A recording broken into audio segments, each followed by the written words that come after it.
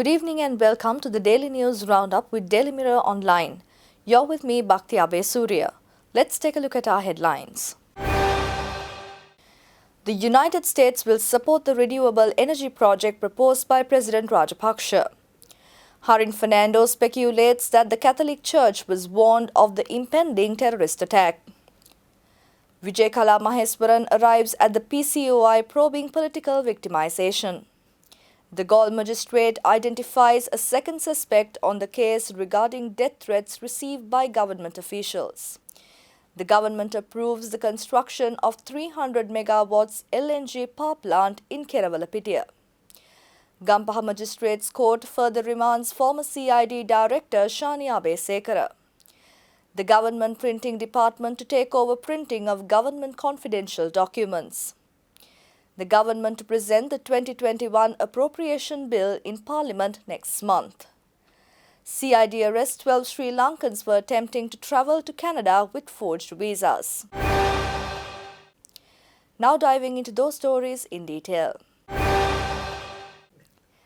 Power Minister Dala Salahaperuma announced that the US Ambassador to Sri Lanka, Elena B. Teplitz, has stated that the United States will support the project proposed by the President Gotabaya Rajapaksa to meet 70% of the country's electricity demand using renewable energy sources by 2030. The project will launch with the patronage of the minister. There was a possibility that the Catholic Church also knew about the prior warning which was sent about the coordinated terror attacks which occurred on the 21st of April 2019 Easter Sunday. Former Minister Harin Fernando yesterday informed the PCOI probing the Easter Sunday attacks. The former minister made the following statement in response to a question raised by the representative from the Attorney General's AG department. Testifying before the Commission, Mr. Fernando stated that traditionally the Archbishop conducts a main Easter Mass, but on the 21st of April 2019, there was no such Mass conducted by him. Former Minister Vijay Kala Maheswaran has arrived at the Presidential Commission of Inquiry on Political Victimization.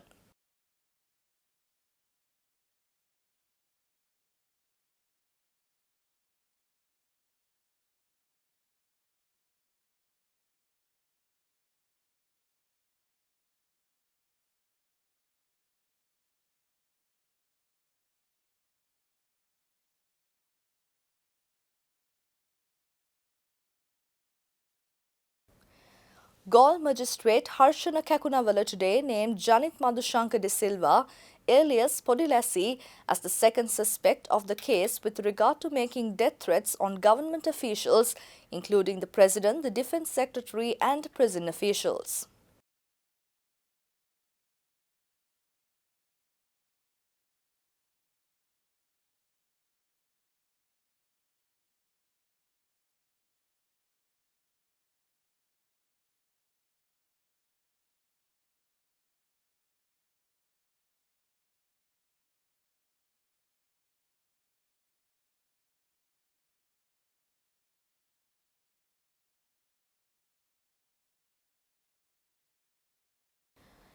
The government has approved the construction of 300 megawatt liquefied natural gas LNG power plant in Kerawalapitia as a solution to the power crisis that may arise in the country in the future. Addressing the media during the weekly cabinet briefing today, co-cabinet spokesman Ramesh Pathirana stated that it was appropriate to build and operate such power plants using build, own, operate, transfer business model as an independent energy project through private investment. Former Criminal Investigation Department CID Director Shani Abesekara and two others were further remanded till the 2nd of October by Gampaha Magistrates Court today.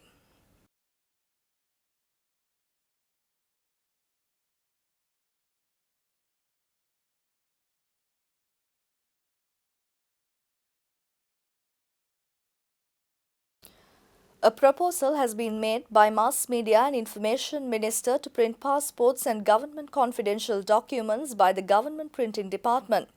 Co-Cabinet spokesman Ramesh Patirana stated that passports and government documents are currently being printed by foreign printing companies, and printing them at the government press will retain the foreign exchange outflow in the country. Co-Cabinet spokesman Ramesh Patirana stated that the government was planning to present the appropriation bill for 2021 in Parliament in the second week of October. He stated that the cabinet approval was granted to the proposal made by Prime Minister Mahinda Rajapaksa as the finance minister to draft the appropriation bill. Criminal Investigation Department officers arrested 12 Sri Lankan nationals last morning while they were attempting to travel to Canada with forged visas. The suspects, aged between 21 and 55, with 5 women and 7 men, were arrested at the airport departure lounge. They were residents of Kiripatgoda, Nugegoda, Mavanella, Alavatugoda, Kagala and Polgahawela areas. The suspects were produced to the Negombo magistrate yesterday.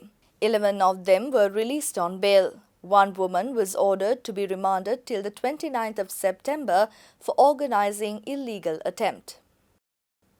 For further details on the stories, visit our website www.dailymirror.lk. Thank you for tuning in. I'm Bhakti Abe Surya and this is the Daily News Roundup.